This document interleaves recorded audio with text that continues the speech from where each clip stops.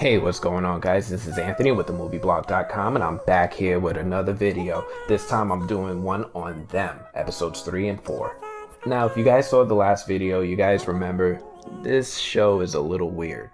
It's not quite the kind of show that I expected it to be. I expected it to be a little bit more in vein of like Us, but it is good. I do enjoy what I'm seeing so far. Episode 3 starts off a little bit differently than episodes 1 and 2. I'm a little disappointed. It doesn't give us like a flashback, but it does start off rooted in the past with Lucky having some moments thinking about her son. Lucky's been having a hard time lately thinking about her son, having this issue with Ruby seeming like she got touched, having that moment where Ruby not only got touched, but the dog was dead. Like, she woke up, the dog is dead, Ruby's got marks on her neck. She grabbed her pistol, started screaming at the neighbors that she's ready for all the smoke. She wanted all the smoke. She was ready for it. And she's having all this. She's having these moments further thinking about her son. And on top of that, Lucky feels like she's been baited. She has no idea that the neighbors had nothing to do with her dog, nothing to do with the marks on her neck. However, they have been making things uncomfortable for the Emery family since they moved in. And I don't think I touched enough on the death of the family dog, right? We forgot to mention that this whole house is haunted by monsters, right? There's monsters in the house. Whoa.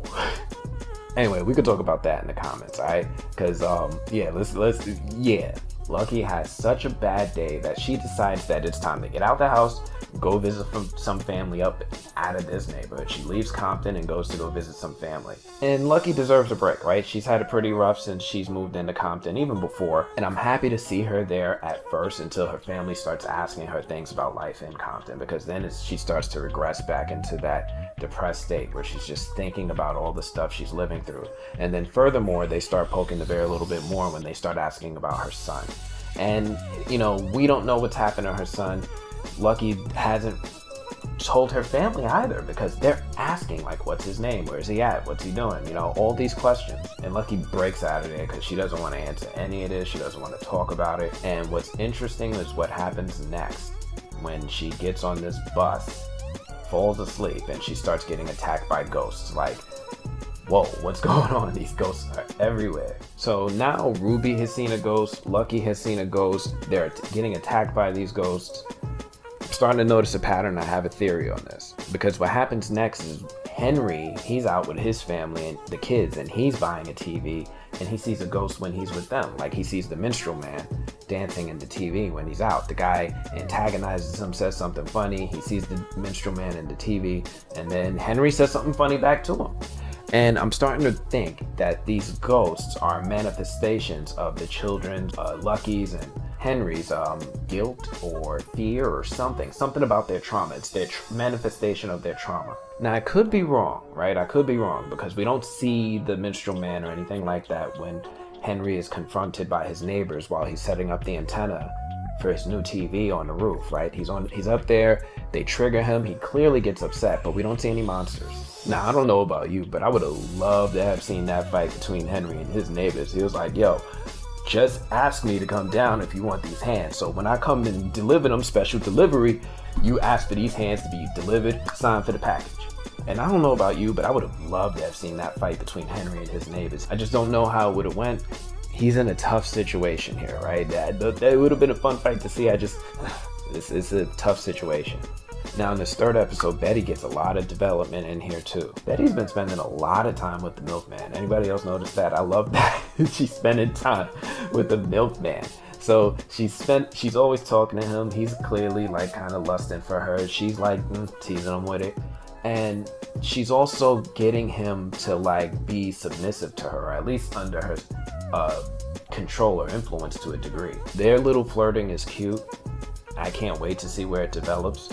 What I've been noticing though is that Betty's obviously hiding a lot of trauma, and I can't wait to see all that revealed. It's clear, she's wound up so tight that she's trying to live up to somebody else's image. However, Betty does have her own motivations. Even though she's like presenting herself and she's wound up super tight and she's got this expectations of the American dreams weighing her down, she does have her own motivations. And you do see that come through at like I think it was like the neighborhood watch meeting or something like that. And she's like, her husband didn't show up. She tried to hype him up into giving a speech to get rid of the Henry family. The Emery family, her husband stands her up and she gives the speech herself. And it's such an empowering speech that you know it came from the heart. She really meant what she was saying.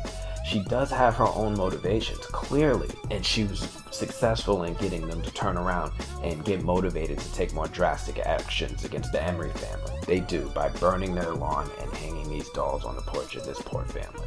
Now, I gotta admit, right, seeing these things happen to the Emery family is like really, really, really disturbing. It's like really disturbing. Like, what the? Like, what the actual? They burned their lawn and then they hung dolls on their porch. Think about that. And then Henry just tells his kids to, like, you know, keep your heads high and just look straight and get in the car. We're just gonna be the better person. Let's take the high road, turn the other cheek. And that also is incredibly disturbing because his desire to not take an action is scary because it's a scary situation, right? This is a huge threat against your family and you're like, let's just act like nothing is happening. Hope it goes away kind of thing. But Lucky's not with that kind of attitude. As soon as Henry and the kids leave, she immediately starts sizing up the women in the neighborhood, immediately identifies the ringleader of the situation, and immediately confronts Betty. And I love this moment between Betty and Lucky because it's incredibly tense, it's incredibly juicy, it's great acting by both actresses. It's a good moment. I wouldn't want my children.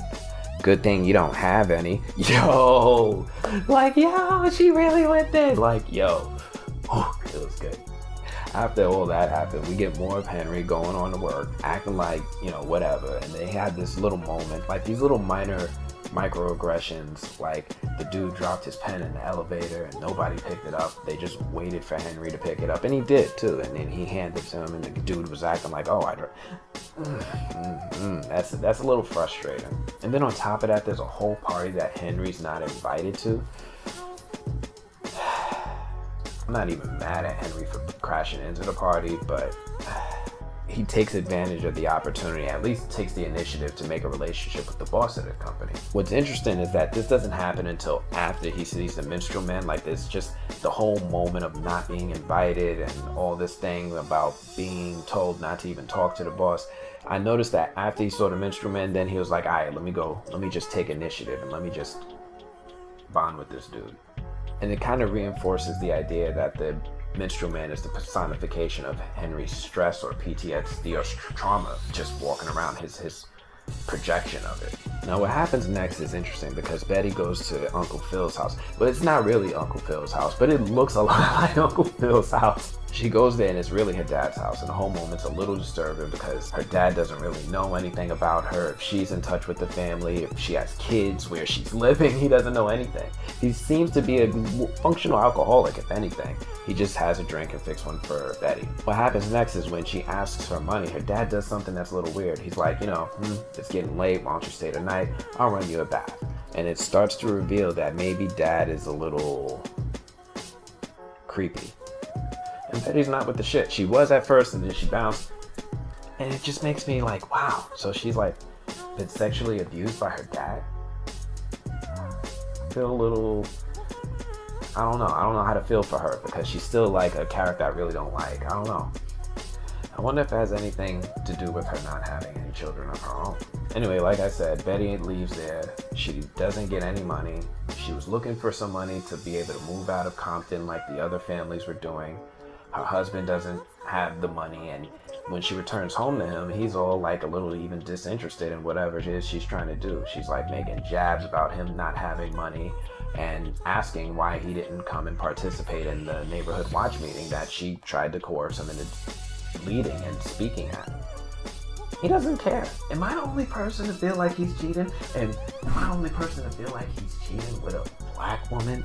Oh, that would be juicy, right? Maybe that's why he doesn't even want anything to do with this stuff. Anyway, Lucky tries everything after what's happened this morning to see how to get her family out of this circumstance. She goes to the bank, tries to get out of the mortgage. It's not a traditional mortgage. She can't get out of it. She finds out that there's another black family in Compton that's somehow making do, that's been there longer than her, decides to pay them a visit. She goes there and it finds out it's just as bad. They've got it probably worse.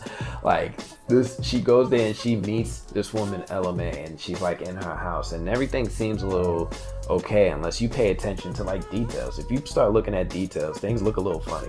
Now, one thing I did notice about this house is that all the furniture was covered in plastic, and that just takes me back to my childhood. If your household was like anything like mine, all the stuff in the living room, all the furniture was covered in plastic. Like I could even smell it just by looking at that couch, what it was like to be sitting in that living room. Anyway, yeah, like I was saying, there's something really, really wrong about Ella May, and we find out it's true. Her husband looked crazy.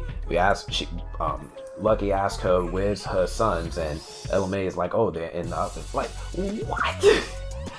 Oh, and Ruby is suffering too. Ruby is suffering at school. Let's not forget what happened to her before, right? The poor girl is the only black kid in school, with all the other students ostracizing her. But surprisingly, Ruby does make another friend at school with this girl named Doris. Fortunately, she met Doris in the principal's office. I don't know if this is a good influence. I find it really interesting that Ruby and Doris like hang out and they sneak into the school basement. They find some staff having sex.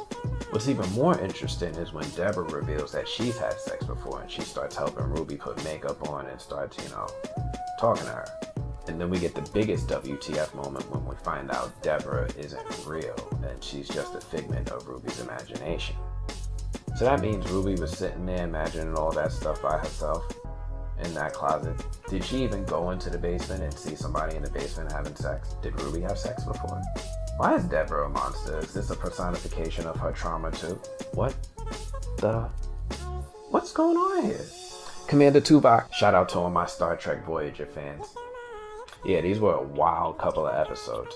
I'm enjoying the writing so far and all the meanings and the hallucinations of the characters and everything. I'm enjoying the relationships, I'm enjoying the acting, I'm enjoying the music. It's just things are really weird. What do you guys think of the show so far? I've been seeing a lot of chatter online, and like a lot of people ain't even really with the topics of these types of stories. You really liking the show or not? Anyway, that's all I have for this one. If you like this video, do me a favor. Please hit that like button. If you're new to this channel, make sure you subscribe. Until next time, I'm gonna check you guys later. Peace.